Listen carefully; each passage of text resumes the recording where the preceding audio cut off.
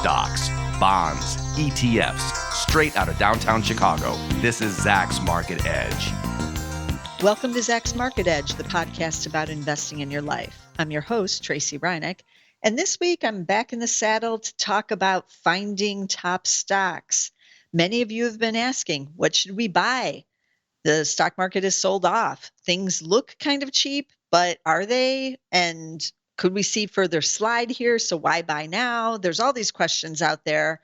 And keep in mind that earnings will likely be cut in the coming weeks on many different stocks because, if the economy continues to slow as the Fed raises rates, which is what the Fed is trying to do by raising the rates, they're trying to slow it, then earnings will likely come down a bit. And we're already seeing the slide from the second quarter earnings season, but we're about to enter third quarter, and many believe we're going to see further cuts to guidance. And even for next year, we're going to start to get some look into next year now from some companies, and that could be a little rocky too. So maybe some stocks aren't quite as cheap as you think. So this leaves the dilemma. What do I buy?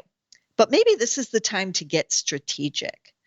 Maybe you need to start looking at what companies the analysts are actually bullish on, not bearish. Where are they raising their earnings estimates instead of cutting them? Yes, there are actually some companies where they're being raised.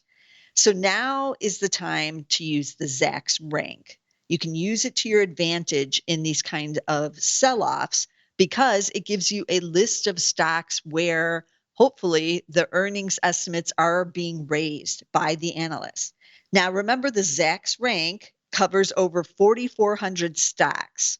It ranks them number 1, which is the top. That's the strong buy, to number 5. That's the bottom. That's the strong sell.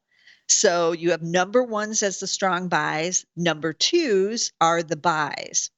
Number 4s are the sells, and number 5s, as I said, are the strong sells. So it's basically like, the A, B, C, D, and F system, but just 1 through 5. Number 3s are the holds. So it's kind of like the C. It's not good. It's not bad. It's just kind of there. And the vast majority of the stocks are going to be number 3 holds on any given day. About 80% of the whole universe will be number 3s. There's nothing wrong with the number 3.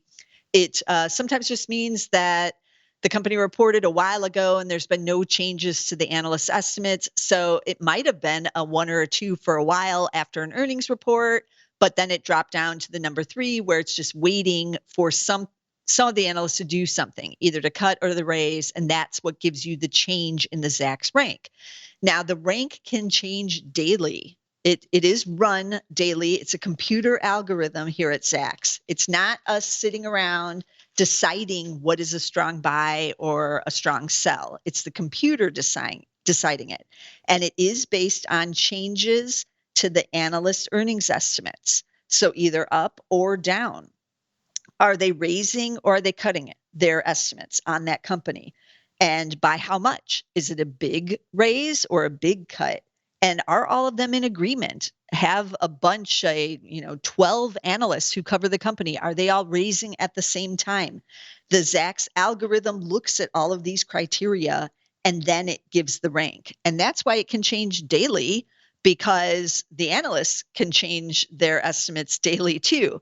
Mostly the rank gets real volatile during earnings season, as you would suspect, because that's when the company comes out, they miss, they beat, whatever's going on with that end of the story on the earnings. Then they may raise guidance, or maybe they're lowering it these days.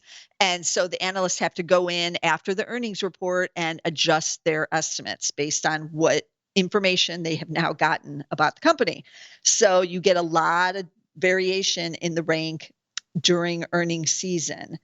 And keep in mind, it's, again, not the analysts at Zacks that are raising or cutting the earnings estimates. It's outside analysts at the brokerages, the ones you hear on the conference calls asking questions, the ones from like Oppenheimer, Goldman, whatever, brokerages have coverage on certain companies. Sometimes it's small brokerages that you have not heard of, but those are the ones where we tabulate all the data, we get all of their earnings estimate data in, and then the Zacks algorithm does its thing. So let's take a look at some examples of how the Zacks rank can work during a bear market to help you kind of find maybe the best in breed, the top stocks, because those earnings estimates are being raised for some reason. So one of the most difficult areas in retail right now is apparel. Apparel retail, that's clothing, and that's been crazy here in 2022. It was initially very hot. Basically, to start the year, people were going to be going to events again, weddings. This is the busiest year for weddings ever, basically. Everything that was postponed is happening this year. They're going Monday through Sunday. You're getting married any day of the week this year. And so a lot of us are guests. We're going to these weddings, and people are buying dresses and shoes. Men are buying suits, shirts, things are being bought on the apparel side. So that's been hot. Just also any other kind of events, just parties, barbecues, whatever. We wanted to buy some new clothes finally after being locked up. So we are buying apparel, but it's also something that can easily be cut from the budget as inflation surged, as the gasoline prices went to new, 10-year highs. And I was filling my car up for $100, and hey, maybe I'm not going to buy that new shirt after all. So some of that was cut. So it's kind of a dicey area in retail. And if we go into a recession, or maybe we're in one now, but if that continues, if the slowing continues, it is one area that is much more discretionary and you don't have to buy it. So right now, the retail in apparel, because that's like a specific subset of retail on Zacks.com, that industry ranks 201 out of 251 industries. It's at the bottom 20% of all Zacks rank industries, which indicates that there's a lot of cutting of the estimates. There's a lot of number fours and number fives, most likely in that industry, and very few number ones. But there is one Zacks number one rank in the apparel industry. And so why not take a look? This is what the Zacks rank is designed to do, right? It intrigued me, like, why is there only one number one? And, oh, it's this one. Interesting. So I decided to take a look. I am familiar with this company. I used to own it in the Zacks Value Investor, but we did have to get out of it during the volatility and the sell-off. But maybe I should have it on my list again. It's Oxford Industries, ticker OXM. O as in orange, X as in X-ray, M as in Mary. You might not have even heard of it, but you know their brands. So they own Tommy Bahama and Lilly Pulitzer. These are two of the hottest apparel brands. They've been doing double-digit comps after basically the reopening started. Lilly Pulitzer, in particular, very popular as for vacation clothes. Also like on the dress side, but they have really popular stores in like Las Vegas and Orlando. So a lot of people, travelers, you go and you're like, oh, I really wish I had that new swimsuit or whatever. And then you go and you buy at Lilly Pulitzer inside the hotels or the nearby malls. So, and then Tommy Bahama, they actually also run restaurants with some of their stores. And on the reopening, the restaurants have been really popular. I went to one myself near Palm Springs. They have one in downtown Palm Springs, but I didn't go to that one. I went to one in nearby shopping mall. It was very nice. They had a nice outdoor deck with the fans going, all of that. So that area is also doing well for Tommy Bahamas. But I discovered when I went in to look around to kind of see what was going on, why is this a Zacks number one rank, even though they did just report a very solid quarter, is because they announced on September 19th that they're acquiring Johnny Was. Is that right? Johnny Was? I think it's Was. That is a California lifestyle company. They have 61 stores in 24 states. So this is a surprise, because it's been a while since they acquired a brand. They also own Southern Tide and the Beaufort Bonnet. Those are both kind of like Southernish brands. Johnny Was is California based. They have like boho vintage type of clothing. But again, there's 61 stores in 24 states. I have not been in one, but I have now discovered that there is one in the Southport corridor here in Chicago. So I'm going to go check them out because I did not know what the store was. And they said when they announced that they were acquiring them, and it was for mostly cash, but they did have to tap their revolver for $100 million. They didn't announce the entire purchase price yet until the closing, I think. Then they'll tell us. But they said they need to raise quarterly guidance and full year because the acquisition is going to be accretive immediately.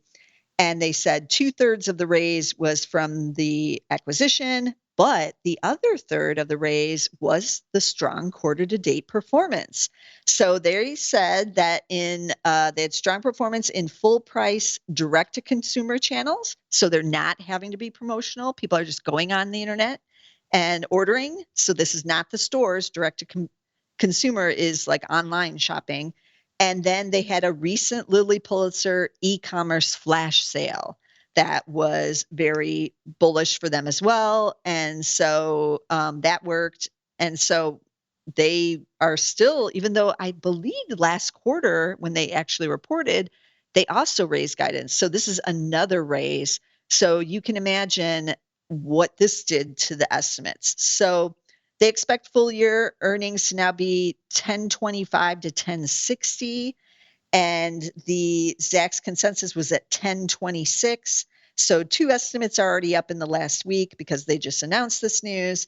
And so they're pushed that up to 1050, which is at the higher end of this range. So the analysts are looking kind of bullish here too. That's up 31% from last year when they made 799. So big gains that they would have already seen gains even without this acquisition. So it's not, some of it's organic gains, and then otherwise this acquisition is going to boost it as well. But the shares are down 12% year to date, so they're not getting hammered completely as some others are, but still on the weak side because recession is coming. You don't want to own the perils. So as if this market sell-off continues, these shares should get cheaper. Might want to keep them on your watch list. The PE now is 8.5. It's dirt cheap. Dividend, they actually do pay one. They have a very good shareholder belief and they pay it out. It's yielding 2.5. That's not too bad for a retailer.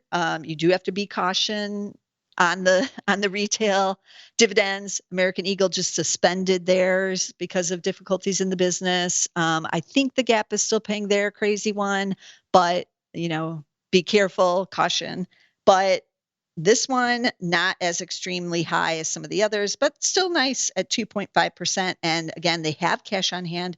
They have good free cash flow. And Oxford Industries is the one. And they're the only Zacks #1 rank right now, strong buy in the apparel side of things. And now you can see why. And I saw why once I went in and saw, they just announced this acquisition and they raised guidance. Of course, that means estimates are going to be raised and it's going to get the higher rank. So some good things are going on and the Zacks rank can reveal it. It can find the story of what's going on. Now, I know what you're thinking. Where's Lululemon? Are they #1? No, they are #2, however, which is the buy. Nothing wrong with #2s. 14 estimates are up in the last 30 days on LULU. None are lower, so that's all good. And they are expected to see earnings up 26.7% this year to 987 versus 779 last year. So they just keep chugging along. 2024 or like the next fiscal year after that, up another 16% to 1146, even with troubles in Europe and the slowing there, and China, zero COVID. They do have a big China business.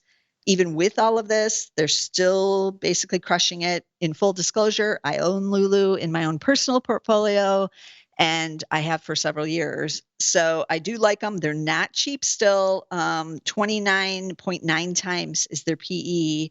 And shares are kind of holding up there. They haven't totally collapsed either, but I believe with a lot of these kind of big popular growth type stocks that eventually they will cave into the selling pressure as well, even though things are still going well for them. So LULU is number 2, but Oxford Industries, with that another raise in the guidance, is a number 1 strong buy. So let's switch out of the retail because that kind of tells the story on how the Zacks rank works. And I just kind of looked at the list. So if you're on Zacks.com, we do have a list of all the number 1 ranks, but you have to be a Zacks premium to see it. And it shows you Zacks number 1 rank, like list. It says it right there on the homepage.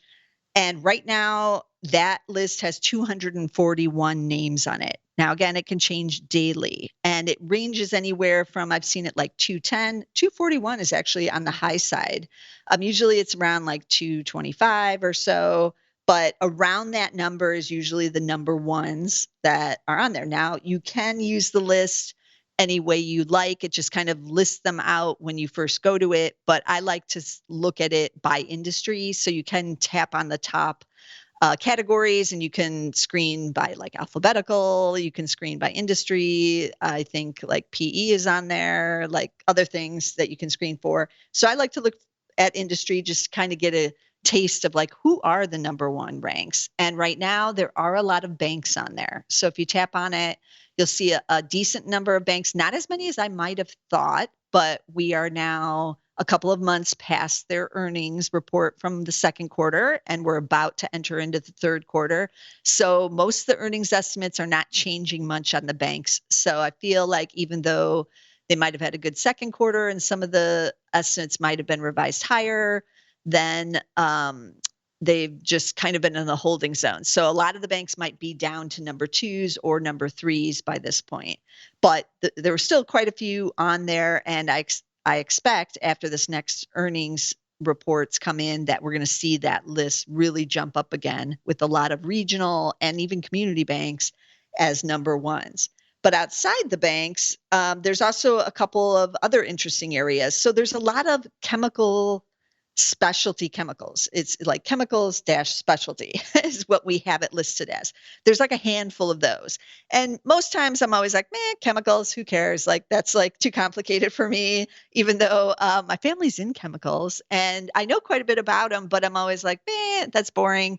But this time, I know that it's not that boring because I own several of these that are in the chemical specialty in my portfolios here at Zacks, because the lithium producers are listed for Zacks mostly, but not exclusively, under chemical specialty. You might also find them under the fertilizers and a few other areas, but there is no real lithium category. It's not reached the level of energy or even like gold, silver, that kind of thing. It's not listed in the metals. It is a chemical compound. So they list it under chemicals for the most part. And I picked out a couple of those to take a look at and see, because I know they're raising guidance at some of them because lithium prices have tripled over the last year. Like energy, when the commodity goes up, these companies make more money, and so earnings are on the rise. So the first one I've talked about before on the Value Investor, maybe even here on Zacks Market Edge, is Albemarle, ticker ALB. I own it in the Zacks Insider Trader. They are a lithium producer. They have a market cap of 31 billion, so they're not small. They've raised guidance twice already this year. Obviously, they have the Zacks number 1 rank because those earnings are really soaring and they have to keep revising them higher because the company keeps raising it every quarter. So earnings now expected to be up 425% this year to 2122 versus just 404 last year. They do pay a dividend, but it's small, yielding 0.6%. And PE is 12.5 now that they keep raising the earnings, their guidance. So the earnings are on the rise, even with the stock still up 14% year to date.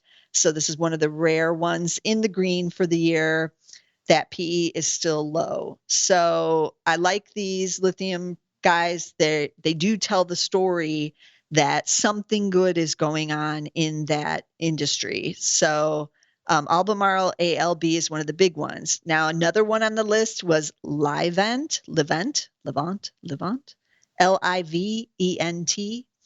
and that ticker is L as in Larry, T as in Tom, H as in Harry, M as in Megan. So LTHM is the ticker. And they're up 26.3% year to date. They're smaller. They describe themselves as a lithium tech company.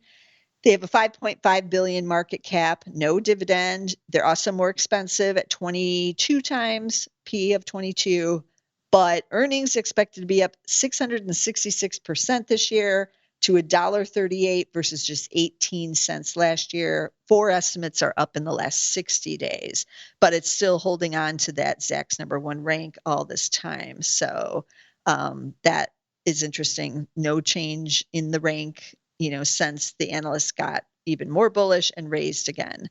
So that's Livent, LTHM. And then I did take a look at energy because that's another area where we know earnings are on the rise. And if it wasn't for the rising earnings in energy, the year S&P 500 for the year would be down, would see a decline in earnings. But right now, energy is kind of propping it up because the gains have been just so dramatic this year. So even with WTI back down to 80, these companies are still very profitable, even at $80. So earnings still looking good.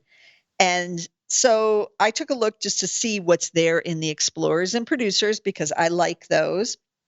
And there were 7 number ones on the list.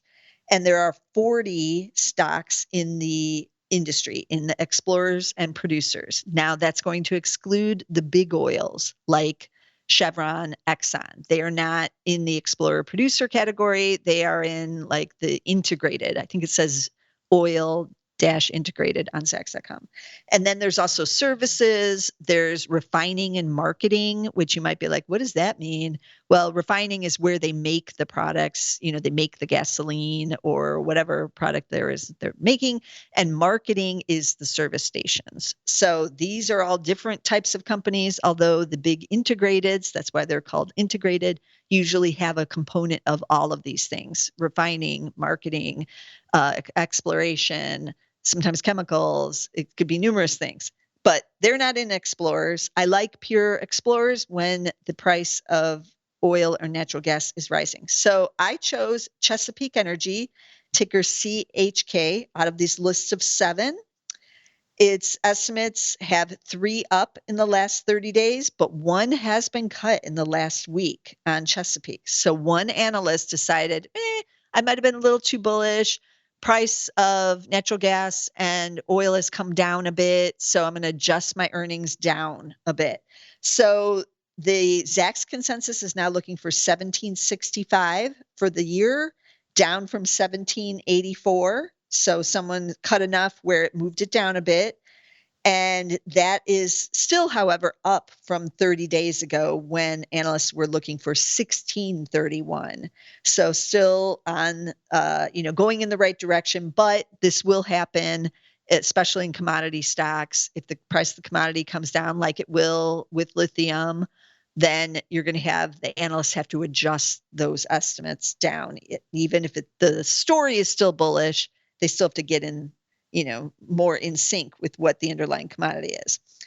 So 3 are higher, none are lower for next year. So nobody's bearish yet on next year. And earnings expected to be up 46% next year to 25.78. So analysts really bullish on next year. So maybe they're really expecting oil prices and natural gas prices to go higher again and remain elevated. Now, Chesapeake is cheap, has a PE of just 5.2. Nobody likes energy still. Market cap of 11 billion, so it's one of the bigger ones. And it's in the top 13% of the industry ranks. So unlike the retail apparels, which Oxford Industry and Lululemon are in, Chesapeake does have the rising earnings. It has much more number ones. Like I said, it has 7 number ones out of 40 stocks in the industry. So that's a pretty good number of number ones. So it ranked 32 out of 251 industries in the top 13%. This stock, like I said, was cheap, and they do pay that dividend. So they did raise the base dividend last quarter in the second quarter by 10% to $2.20 a share. That's for the year, 220 for the year. That would be a yield of just 2.4%. And that's what it shows on Zacks.com. But don't be thrown off by that. You really have to go check the energy stocks individually, because the dividends and the share buybacks and all of that has been all over the place. And I did see that they did a special this last quarter. So Yahoo Finance usually is including the specials in there. So their dividend yield right now is at 6.7% because of the special. But you are getting like the base guaranteed dividend is yielding 2.4 for Chesapeake. And now that WTI has come back down to 80, your special dividend for this quarter, as the crude prices come down, will be lower than the past prior quarters. So just keep that in mind, that those super sky high special divvies of the last two quarters is going to come down a bit here, but it'll still be nice. So that's Chesapeake Energy, CHK. Go check out the others. There's a lot to choose from. So while the Zacks rank can narrow it down to the top companies, if you get into a hot industry, then there's going to be a bunch of number ones in there, like there is in the lithium side and specialty chemicals. Like I said, there was a handful of them. They might not all be lithium on specialty chemicals, but something good is going on in specialty chemicals because they're all in there. And the banks and the energy still, and then you get just a smattering of companies that are bucking the trend, like Oxford Industries, raising that guidance here in September 2022 in the face of, possible recession coming up, or we're in one, or whatever's going on, a slowing economy. But Oxford Industries said, we don't notice that. Our customers are still shopping a ton, and we're raising our guidance. So that's what the Zacks rank can do. It can find these hidden gems. So how do you get the rank? You have to have Zacks Premium to get that list of number ones. And then again, like I said earlier, you can sort that list. You can do whatever you want. I love that list, and I do use it often. But if you don't want to pay for Zacks Premium, I get it. I like to get stuff for free myself, right? So if you want number one stocks, listen to my podcasts. I do 2 podcasts a week. This one, the Zacks Market Edge, I often talk about Zacks rank stocks on it. It's not always number ones. Depends on what the episode is on, but a lot of times they will be. But certainly on the Value Investor podcast that I do every week as well, that one I tend to cover a lot more Zacks number ones and number twos, because I cover a lot more screens on that one. And so we're looking for value stocks with the high rank. And so you will get some of the high ranks on that one too. Also, on the front of Zacks.com on our website, we have this article called Bull of the Day. It's Bull and Bear of the Day. There's 2 of them sitting right there. So just go to our site and scroll down like the middle of the page. You'll see Bull of the Day. There's a new one Monday through Friday, or whenever the stock market is open.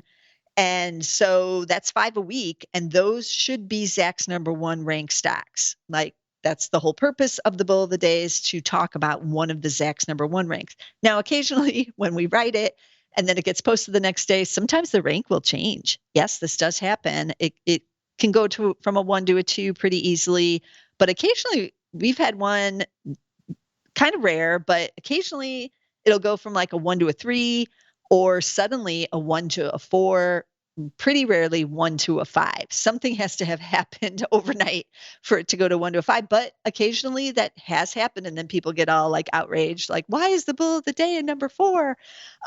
So that only just goes to tell you what is happening with the Zacks rank. It does get more volatile right around earnings season. The old estimates that were on there from the prior earnings report, where, they maybe said something good and everybody raised their estimates, those estimates basically fall out of the algorithm. The Zacks rank algorithm doesn't care that much about them. And the new ones haven't come in yet because it's a week before they report. So it gets a little iffy there, and you get some stocks that fall to a number 4 suddenly in there. That's just like a weird thing of the Zacks rank.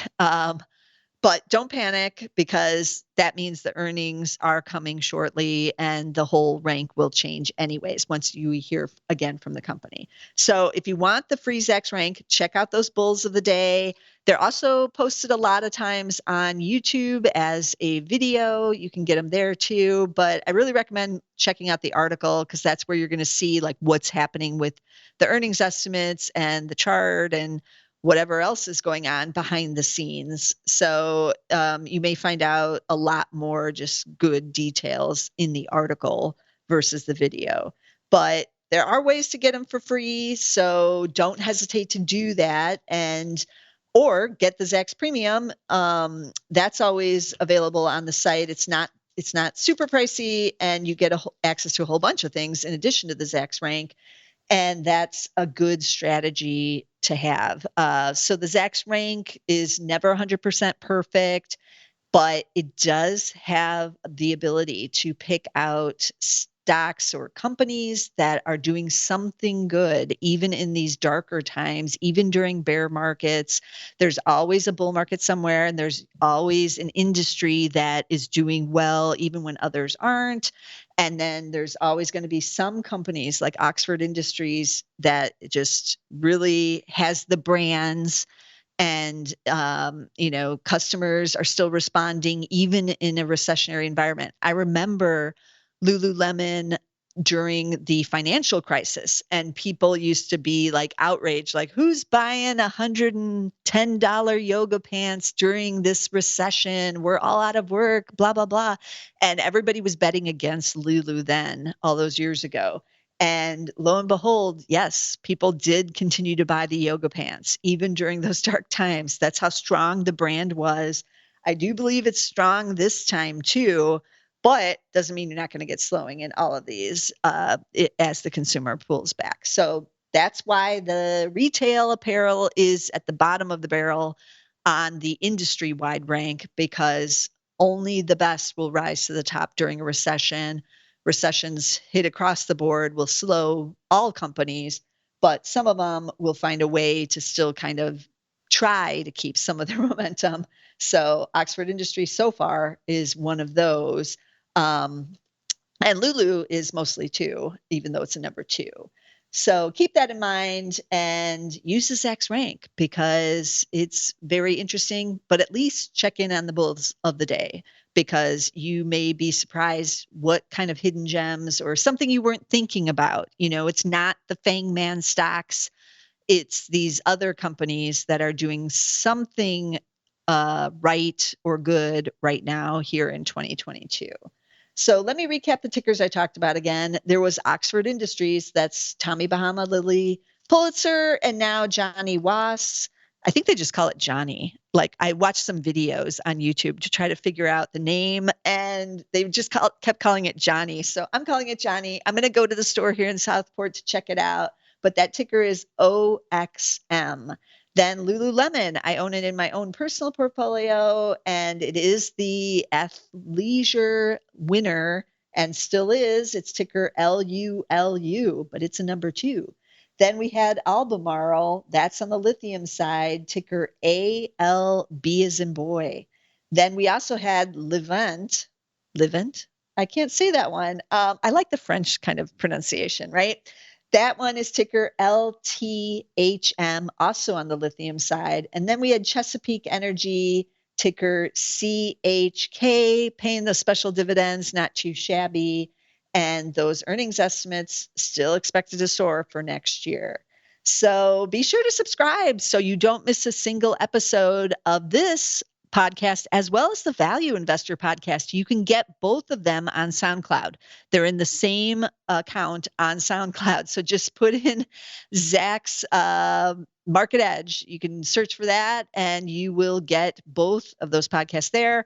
But we're on with both episodes or both podcasts on Apple podcasts on Spotify. We're on Amazon Music, just anywhere you can get podcasts. But be sure to listen in so you can get all of the top Zacks ranks and any other screening tips and other things I'm going to be giving you. Yeah, I know it's tough out there right now, but sell-offs do create buying opportunities. And there's always these companies that rise to the top during tough times. And so the Zacks rank is a way to try to find some of those companies to dig through the masses.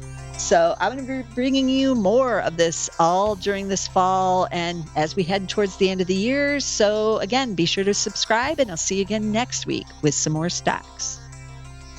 This material is being provided for informational purposes only, and nothing herein constitutes investment, legal, accounting, or tax advice, or a recommendation to buy, sell, or hold a security. Do not act or rely upon the information and advice given in this podcast without seeking the services of competent and professional legal, tax, or accounting counsel. Publication and distribution of this podcast is not intended to create, and the information contained herein does not constitute an attorney-client relationship. No recommendation or advice is being given as to whether any investment or strategy is suitable for a particular investor. It should not be assumed that any investments in securities, companies, sectors, or markets identified and described were or will be profitable. All information is current as of the date herein and is subject to change without notice. Any views or opinions expressed may not reflect those of Zacks Investment Research as a whole.